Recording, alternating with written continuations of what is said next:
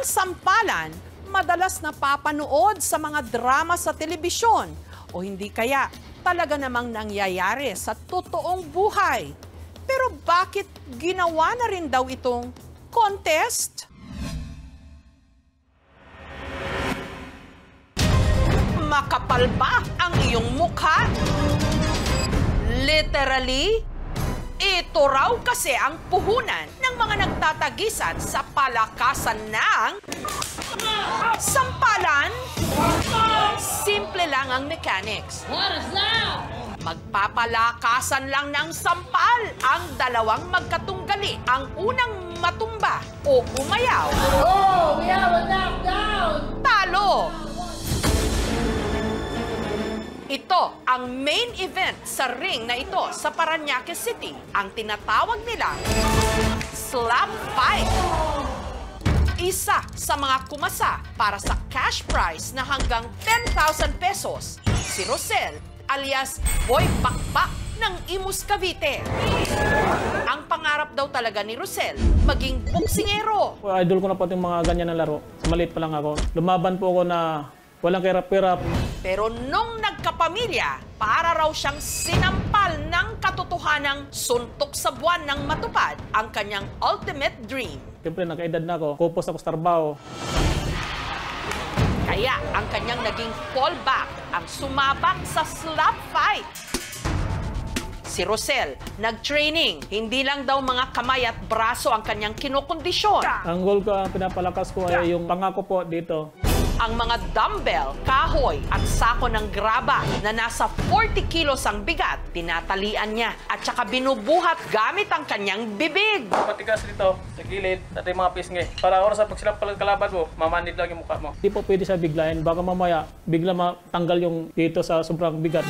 Para malaman kung effective nga ito, si Rosel nagpapasampal sa kanyang mga katrabaho. Nagugulat talaga ako kung masyadong matigas yung panga niya. Para sa akin, wala na akong naramdaman doon. Parang napisa ka na ng malakas ng hangin. Meron din mo nagbibiro. Salamat, ito na ibubuhos ko yung galit.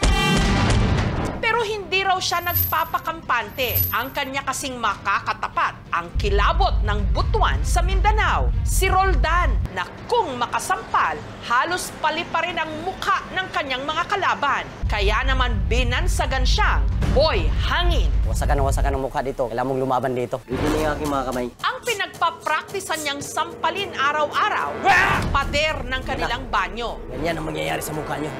Kaya kayo, humanda na kayo. Pagalitan ko nga po, Mrs. Gawa na yung bahay ko, baka bumagsak naman ito. Hindi na po ganun katibay talaga. Ano ba yun, Bran? Wa-epek na rin daw ang mga sampal sa kanya mula nung natikman ang pinakamasakit na sampal sa kanyang pagkatao. Di umano, niloko siya ng kanyang misis. Para naman Biyernes Santo yung mukha mo, boss, oh. Wala pa akong benta, bibili ka ba? Pinatawad ko na siya. Sana maligaya na kayo at saka huwag mo nang lukuhin yung partner mo. Sa tapatan ni na Boy Hangin, Sa lakas ng impact ng sampal ko, hindi na aabot ng 3 rounds yung mga kalaban ko. Boy Bakbak. Gusto ko po na makatikim din ako ng panalo. Gigil na gigil po ako. Sino ang matitirang matibay?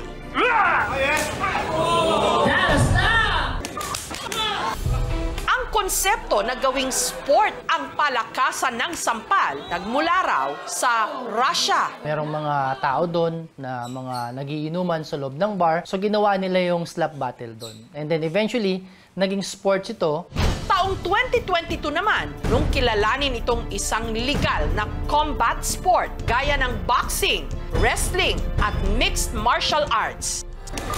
Isa sa nagpasikat nito sa Pilipinas noong 2021, ang grupo ni na Coach Alexis. Nagpapalaro kami ng mga vloggers ng mga boxing, MMA. Nagkataon na hindi sila pwede doon kasi yung mga makakalaban nila, mga professional. So nag-come up kami ng isang event na pwede silang makasali. Ang nooy katuwaan lang bago ang mga MMA 5, kalaunan, naging main event. At mula rito, umusbong ang ilan sa pinakasikat ngayong slap fighter sa Pilipinas. Gaya ng itinuturing nilang hari ng heavyweight category, ang bouncer mula Calamba sa Laguna na si Jello, aka Big Bully. Gusto nila akong i-dethrone. Pero papahirapan ko sila syempre. Ang kanya raw kasing mga nakakalaban, knockout agad agad. Yung sampal parang suntok na. Ganun kabibigat ang sampal sa heavyweight. Pero meron daw siyang kaisa-isang kinatatakutan. Natakot tayo sa misis natin. Ang kanyang misis na si Julie. Takot po siya sa akin kapag ginagawa niya po yung pag-iinom, yung makikipag-usap sa mga babae, yan. Itinuturing din daw ni Jello na milagro ang bawat napapanalunan niyang premyo. Malaking tulong daw kasi ito sa pagpapagamot sa bunso niyang si Miracle na may epilepsy. Every time na ina-atake siya, nakaka-recover. Then doon ko nakikita fighter yung bunso ko. Isa yun sa pinagkukuhaan ko ng lakas ng loob. Kaya tong slap fight parang baliwala sa akin. Kasi kaya nga ng bunso ko, ako kaya. Ang slap fighter namang ito, idinaan hindi lang sa lakas ng sampal, pero pati na sa lakas ng arrive. Ang kuya nyo kasi, makikipagsampalan lang, Japorms na Japorms pa. Siya, si Alfredo the Joker, ang nagpapakilalang Gong Yu daw ng Parañaque City. Kaloka! Nung naghahanap na ako ng isusot, kung nanonood ako ng Squid Game, nakita ko si Gong Yu. Isip-isip ko sakto, medyo hawig naman kami. O sa tingin mo, kakahawig mo si Gong Yu? Alam ko medyo malayo medyo malapit ako kay Joshua Garcia. Pero ang ating oppa, handa raw talagang makipag-oppakan bilang professional MMA fighter. Gusto ko lang sabihin na, hindi lahat ng pogi nag-aartista. Yung iba nasa cage lang, nag-MMA fighter. Good evening, Dynasty Fight Club! Samantala, balik tayo sa laban ni Rosel at Roldan. Ang tukol ang mukha mo! Sigurado ka ba? Kakayanin mo sumilangin? Ang unang magbibitaw ng sampal, si Rosel. Pero tila wa-effect ito kay Roldan. Kaya siya naman ang sasampal kay Rosel.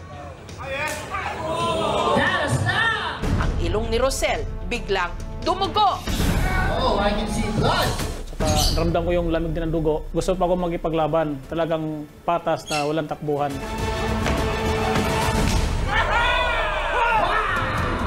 Maya-maya pa, ipinatigil na ng mga organizer ang laban. Alright, let's go on some medic.